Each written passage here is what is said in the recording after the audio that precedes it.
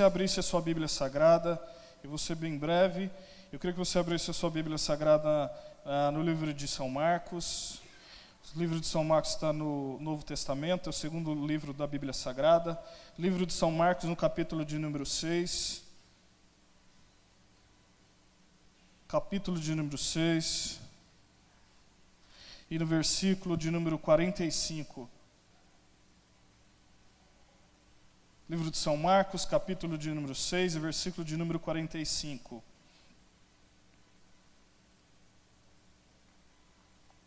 Todos acharam? Ninguém achou? Amém? Então está escrito assim: logo em seguida insistiu com os discípulos para que entrassem no barco. Aqui está falando Jesus. E seguindo diante dele para Betsaída, enquanto ele se despedia do povo. Tendo despedido, subiu a um monte para orar. Chegando à noite, o barco estava no meio do mar, e Jesus encontrava-se sozinho em terra. Ele notou que os discípulos remavam com dificuldade, pois o vento soprava contra eles. Em plena madrugada, Jesus vinha na direção deles, andando sobre o mar, e já estava prestes a passar por eles. Assim que o viram caminhando sobre as águas, logo pensaram se tratar de um fantasma. Por isso gritaram, pois todos que tinham visto ficaram apavorados. Contudo, Jesus lhe anunciou: tende coragem, sou eu, não tenhais medo. Então logo subiu no barco para junto deles, e o vento se acalmou, e eles ficaram pasmos. Afinal, eles nem tinham entendido o milagre dos pães, porquanto seus corações se mantinham endurecidos. Feche mais uma vez o seu coração, seus olhos. Pai, em nome de Jesus, nessa manhã, mais uma vez nós nos colocamos diante da Tua presença. O Senhor foi o maior personagem que já existiu no planeta Terra. E nós, cristãos, somos privilegiados, porque nós temos o privilégio de conhecer o Senhor. As pessoas do mundo, Deus, procuram se espelhar nos maiores líderes do mundo. Quantos livros não são escritos das 100 pessoas que mais influenciaram o mundo?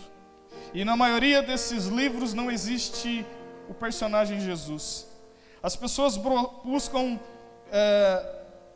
o conhecimento através de tantos personagens, de personagens que marcaram o planeta, cientistas que identificaram, Deus, a criação dos seres humanos, homens que conseguiram descobrir a cura, Deus, mas nenhum deles foram tão especiais como esse tal de Jesus, o Galileu que nasceu, o homem de Nazaré. Pai, contido na Tua palavra estão os maiores milagres que alguém poderia fazer. Aqui, Deus, mais um milagre o Senhor fez, Deus, e nos mostra que no meio dos discípulos o Senhor andou no meio do mar, Deus, no meio das águas, o Senhor caminhou pelas águas. O Senhor não fez nada mágico, o Senhor simplesmente saiu da sua estrutura de ser humano para viver algo milagroso. Eu me pergunto tantas vezes, Deus, porque eu aprendi que o Senhor Jesus, o Senhor foi 100% humano, mas também foi 100% Deus. E eu começo a me perguntar como que o Senhor saía de uma estrutura de Deus para uma estrutura de homem, e depois saía da estrutura de homem e ia para a estrutura de um Deus. Eu identifico e eu acredito, Deus, que o Senhor fazia milagres porque até dentro de Ti o Senhor tinha plena convicção que o Senhor também servia um Deus poderoso. Nessa manhã, Deus, eu lhe peço que nós possamos, Deus, compreender mais da Tua palavra, viver os milagres do Senhor, acreditar que o Senhor no meio das tempestades, o Senhor vai aparecer para as nossas vidas, em nome de Jesus, amém? Queridos, nós lemos essa passagem aqui que fala sobre Jesus. Jesus, ele é o ser mais importante e o maior personagem que existiu na Bíblia Sagrada. Não existiu nenhum personagem mais importante que Jesus. Algumas passagens antes do livro de São Marcos que eu li, Existe a passagem onde fala sobre João Batista, e João Batista morreu. Quando João Batista nasceu, alguns acreditavam, através das profecias passadas, que João Batista seria aquele libertador que lá no livro do profeta Isaías, lá no final da Bíblia Sagrada, ou melhor dizendo, lá atrás, nos inícios da Bíblia, o profeta Isaías, no capítulo de número 53, ele disse que nasceria um homem, e esse homem, ele iria revolucionar o planeta Terra. Aquele homem, e o profeta Isaías, ele relatou que aquele homem, ele se entregaria por uma causa inexplicável. E o profeta Isaías relata que aquele homem se entregaria por uma nação e por um povo que iria rejeitar. E quando João Batista nasceu, logo as pessoas identificaram algumas características em João Batista, que eles achavam que João Batista seria o tal Jesus, o tal libertador que nasceria. Só que João Batista, ele não era o Jesus. João Batista, ele tinha um estilo de vida que, se ele fosse nos dias de hoje, João Batista, ele morreria na primeira mensagem que ele pregasse. Tem um escritor muito antigo, chamado Leonardo Ravenel. Esse homem é um homem louco do passado. Esse homem, ele era um poeta, ele era um cristão poeta. Leonardo Ravenel, de tantas frases que ele escreveu, uma frase me chama muito a atenção. Ele escreveu, e ontem eu estava em casa, tarde da noite, e lembrei dessa frase dele, e o meu coração se entristeceu, porque há mais de 3 séculos atrás, Leonardo Ravenel escreveu assim, que se Jesus pregasse a mensagem que os pregadores de hoje pregam, Jesus Cristo jamais tinha sido crucificado. Se Jesus pregasse as mesmas mensagens que os pregadores pregam hoje, Jesus jamais tinha sido crucificado. A W. Tozer disse que a igreja cristã do século 21 é a igreja que ela perdeu a sua maior preciosidade. A pérola da igreja é a adoração. E hoje nós temos várias coisas, mas se Jesus estivesse nos dias de hoje, Jesus, e pregasse as mensagens que as pessoas pregam hoje, Jesus possivelmente não tinha sido crucificado. João Batista é um homem que, na Bíblia Sagrada, ele batizava as pessoas. João Batista era identificado como Jesus, ele era da mesma família de Jesus, mas João Batista não era Jesus. João Batista, ele sabia que ele não era Jesus. João Batista, narrando rapidamente a história de João Batista, ele era um homem que ele comia gafanhotos. O gafanhoto que tem hoje era um gafanhoto muito maior. João Batista, diz a Bíblia, que ele pegava aquele gafanhoto, ele pegava e comia, e ele misturava com mel silvestre, é o mel que nós temos hoje, mas era um mel mais adocicado do que nos dias de hoje. Ele misturava e comia aquilo. Ele vivia no meio do deserto, imagine o deserto, com um calor muito, muito grande, e a Bíblia diz que ele comia, ele tinha uma característica muito grande. Alguns estudiosos dizem que o João Batista, ele era uma espécie de um Black Power de hoje. Ele tinha um cabelo muito grande, então ele não lavava o cabelo, porque João Batista também, João Batista, ele era um nazireu. A Bíblia fala que o nazireu, ele não passava perto de mortos. O nazireu, ele não se alimentava de coisas impuras. Eu não sei se você já ouviu falar, o povo judeu, ele não come de qualquer coisa. O povo judeu, ele come de coisas que ele acredita serem purificadas. E essas coisas que ele não identifica como coisas purificadas, o povo judeu não come. Ele só come coisa que ele acredita que espiritualmente pode trazer algo para a vida dele. João Batista, a Bíblia narrava que ele tinha um cabelo, e os estudiosos dizem que ele tinha um cabelo Black Power, um cabelo muito grande. Comia de mel silvestre com gafanhotos, num calor muito extenso, grande. Diz a Bíblia que ele andava com um capuz, com uma pele de um animal. Agora imagine um homem com cabelo desse tamanho, andando, talvez sujo, com uma roupa, com uma capa muito quente, e ele andando no meio do deserto. Então as pessoas daquele primeiro século já identificavam que ele era um cara diferente. Mas muito mais que João Batista ter uma característica diferente do seu jeito de andar, ele era um homem que vivia um cristianismo, e ele se identificou com esse tal de Jesus. Ele identificou aquilo que Isaías disse, E ele, não satisfeito em viver uma vida comum, ele sabia que ele passaria por lutas, mas ele queria marcar a sua geração, ele queria projetar um caminho até que Jesus voltasse.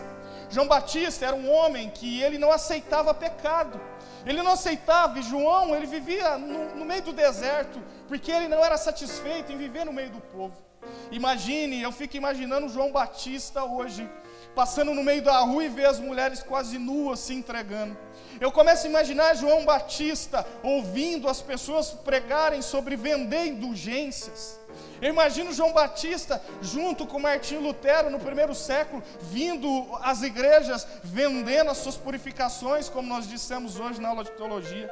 Eu imagino João Batista revoltado, se ele pudesse fazer uma jornada, vir de lá do passado, sair daquele mar onde ele batizava as pessoas e pregava sobre arrependimento, vir numa jornada e chegar ao século 21, João Batista teria um impacto que ele, porventura, ele desejaria voltar ao tempo, porque naquele tempo era difícil, mas se você buscar naquele tempo ainda, quando as pessoas faziam um apelo, as pessoas se entregavam, elas desejavam, elas ardiam o seu coração por Jesus.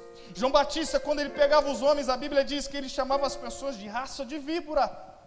E esse João Batista, ele pregou e ganhou muitas almas para Jesus. João Batista, ele se identifica na Bíblia como uma pessoa que não tinha vaidade alguma.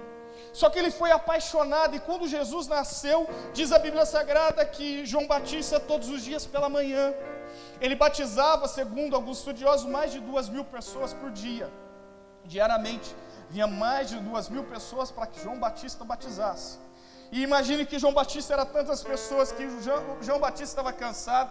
Vinha uma pessoa e João Batista batizava, mergulhava ela na água daquele rio. E logo aquela pessoa vinha, e aquela pessoa era uma nova criatura. E várias pessoas, quando ele avista um homem cabeludo, com seu cabelo cacheado, vindo, esse homem era Jesus, vem até João Batista. E João Batista diz, mas você que vem até mim para que eu batize você, na realidade eu que deveria batizar. João Batista, ele identificou que aquele era Jesus. Logo à frente, no capítulo de número 5, João Batista, ele morre. Ele morre porque ele se entregou a Jesus. Ele não estava satisfeito com aquele povo que vivia. João chamava os pecadores de raça de víbora. No capítulo de número 5, melhor dizendo, aparece um processo onde Jesus multiplica os pães e os peixes, aonde que as pessoas tinham fome, não tinham alimento. Jesus pega o lanchinho do menino, multiplica aquele lanchinho. E através daquele lanchinho, Jesus multiplica e as pessoas são abençoadas. No capítulo de número 6, os discípulos estão reunidos a partir do momento de uma pesca. Todos eles não tinham pescado, todos eles eram incrédulos, mas eles eram discípulos de Jesus. Aqueles homens, no capítulo de número 6 de Marcos, aqueles homens já tinham conhecido Jesus. A Bíblia identifica eles como discípulos de Jesus. Eles já tinham passado da fase 1. A fase 1 é a fase que você passa pelos sofrimentos, pelas lutas, mas você não tem aonde se agarrar. Então aqueles homens, eles já tinham passado pelo meio das tempestades. E na parte 2, eles já conheciam a Jesus. Se eles conheciam a Jesus, se eles andavam com Jesus, se eles tocavam no ombro de Jesus, se algum deles deitavam a sua cabeça no colo de Jesus, eles eram apaixonados. Não poderia um homem viver todos os dias com Jesus, notar milagre, ver a característica, o amor de Jesus. Não existia um homem na Bíblia Sagrada, um personagem qualquer, não existe nenhum homem, nem Moisés, nem Davi, nem Abraão, nem Jacó, nem Isaac, não existe nenhum homem com amor como o de Jesus. Jesus, como o Cassinho disse, ele ganhou aquela prostituta não com as suas palavras. Jesus não pregou uma palavra bonita para a prostituta.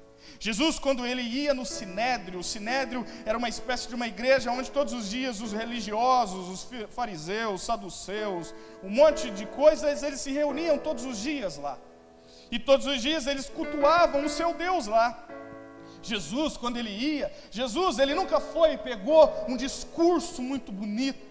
Não que fosse errado, mas Jesus, ele aproveitava no meio daquele processo onde os grandes homens pregavam. Jesus, quando criança, A Bíblia diz que quando Jesus era criança, aqueles homens iam nos púlpitos das sinagogas e eles pregavam.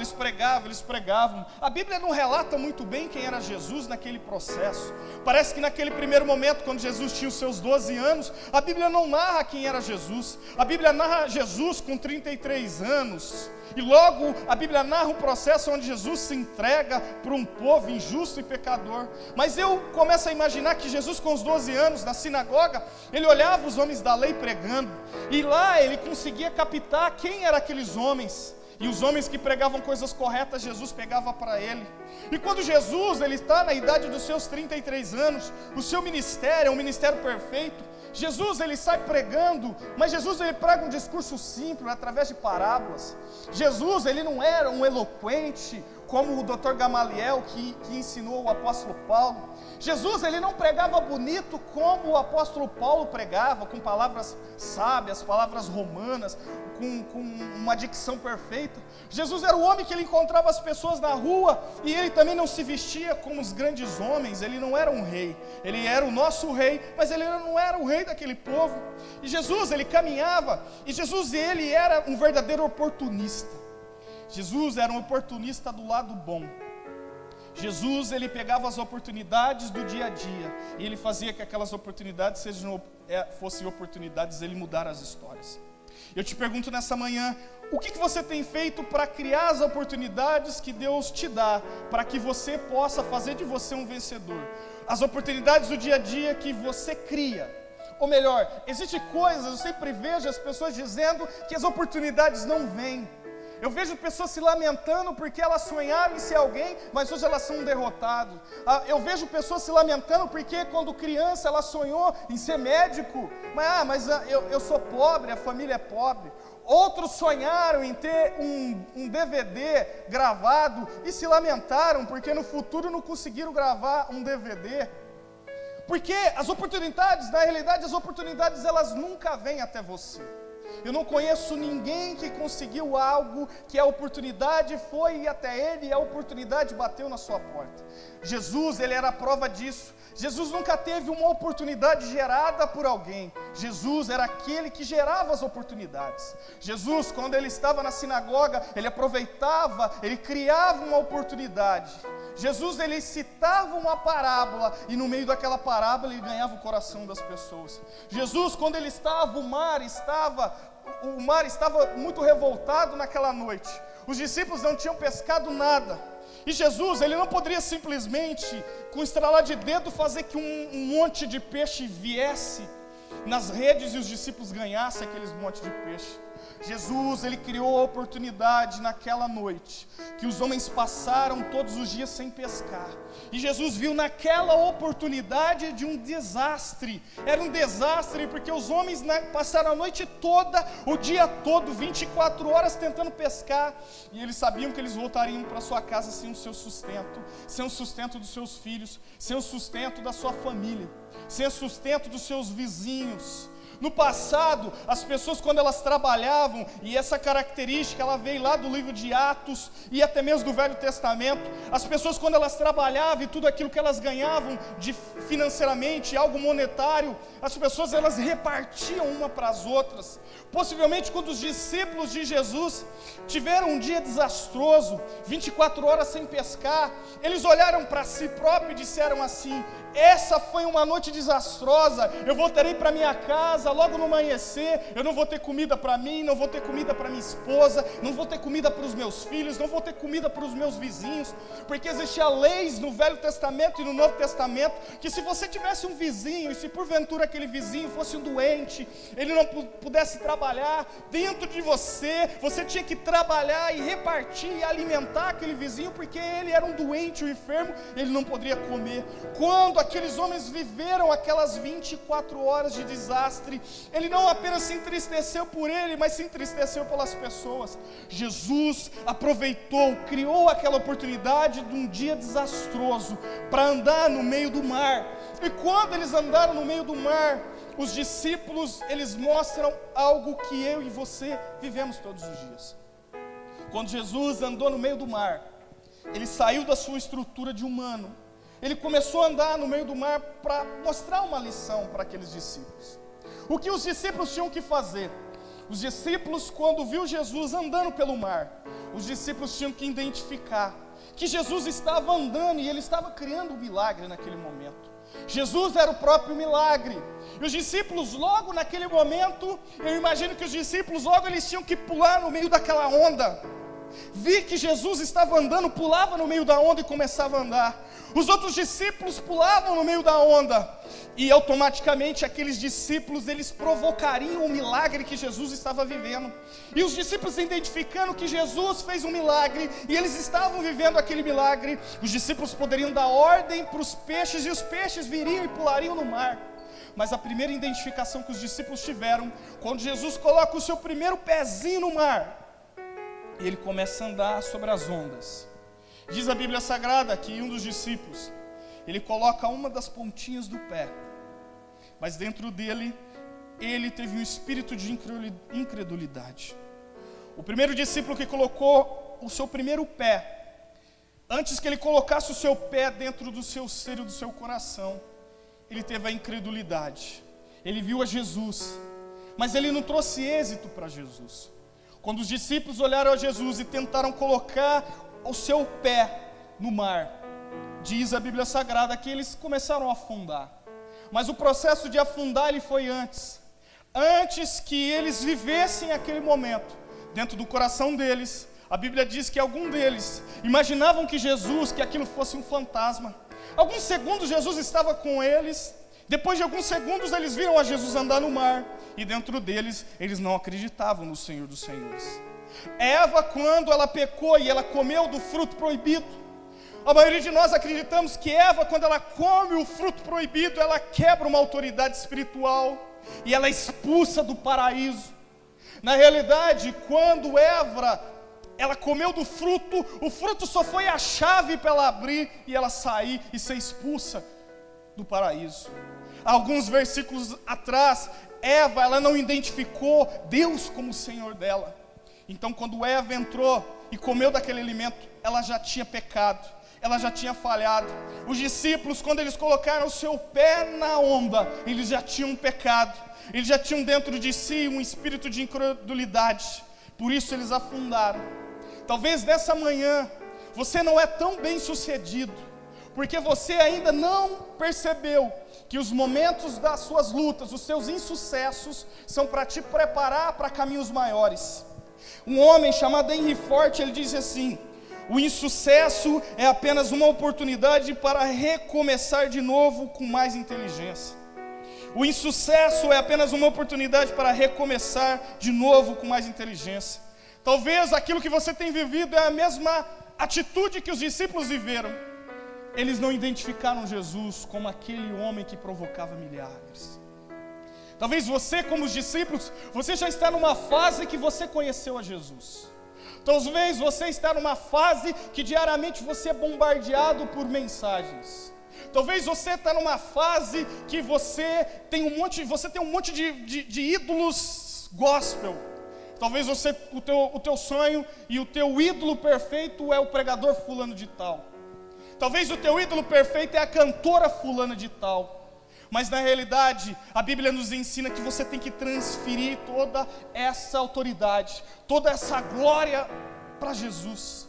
Eu fico imaginando, e eu vejo nos dias de hoje, se você colocar um fulano de tal para pregar, vem meia dúzia de pessoas. Se você falar que é o pregador, é o André Valadão, vem o fulano correndo. É uma onda de fariseus. Porque Jesus dizia assim: se creres, farás milagres maiores do que eu fiz. O primeiro homem incrédulo, Pedro, anda de um lado, e a sua sombra cura. Eu me identifico o que Jesus disse para todos: se creres, fará milagres maiores que eu fiz.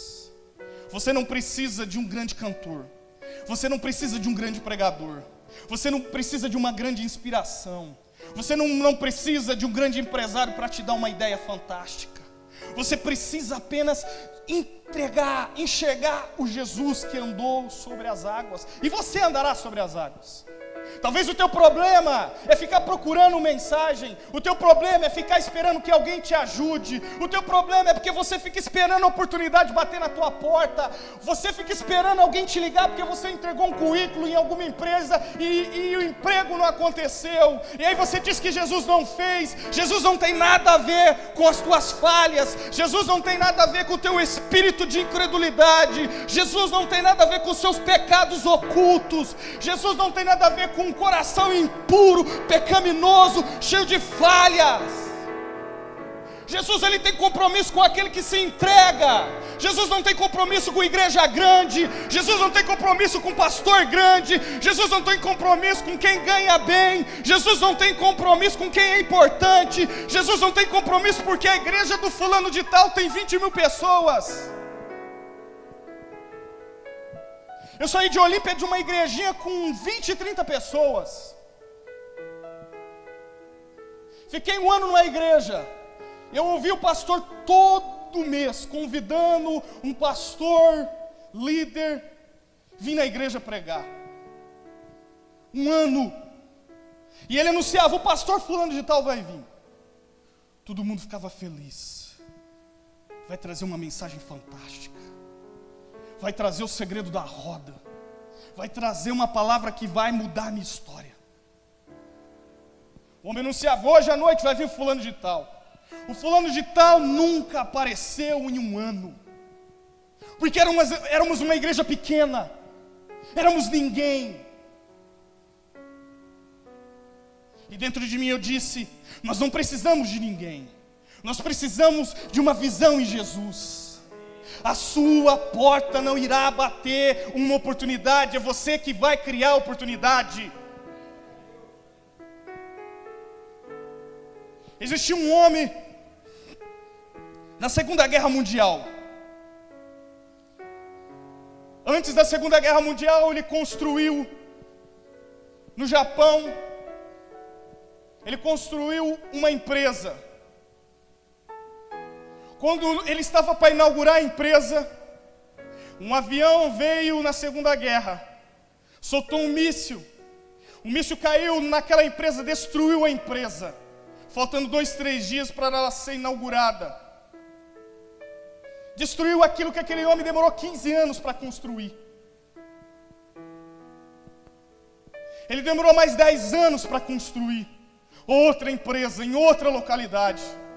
Veio um bombardeio e destruiu aquela empresa. Quando destruiu aquela empresa, ele não tinha mais recurso, ele não tinha mais funcionário, ele não tinha mais oportunidade, ele não tinha amigos para que o incentivasse, nem a sua família o incentivava. Diz que de repente ele saiu no lugar, avistou, e lá ele teve uma ideia. Ele ouviu falar que em algumas terras longínquas, algumas pessoas estavam passando fome, porque as pessoas não tinham como levar alimento de um lado para o outro. Você não tinha, os aviões que tinham eram aviões do exército. Aquele homem, ele chegou na sua casa, viu uma bicicleta velha, catou aquela bicicleta, criou um motor, começou a vender aquela bicicleta, e aquela bicicleta andava toda aquela região levando alimentos aonde não tinha carro, aonde não tinha avião, aonde não tinha nada. Só aquela bicicleta levava alimentos para um lado e para o outro. Aquele homem, anos se passaram, e esse homem se tornou o maior empresário de motos do planeta Terra. O seu nome é Hiroshiro Honda, o dono das motos Hondas, dos carros Hondas. Aquele homem, ele enxergou, mesmo não sendo cristão, ele enxergou aquilo que Henry Ford disse, que o insucesso é apenas uma oportunidade para recomeçar de novo com mais inteligência. Se aquele homem tivesse construído a sua empresa, e se a sua empresa não tivesse sido destruída pela Segunda Guerra Mundial, aquele homem seria um desconhecido do planeta. O insucesso fez que aquele homem crescesse. As dores daquele homem fez que ele crescesse. Se ele não tivesse dores, se ele não tivesse perdido os amigos, se ele não tivesse perdido a família, aquele homem nunca seria um Hiroshiro Honda. Fique de pé comigo, por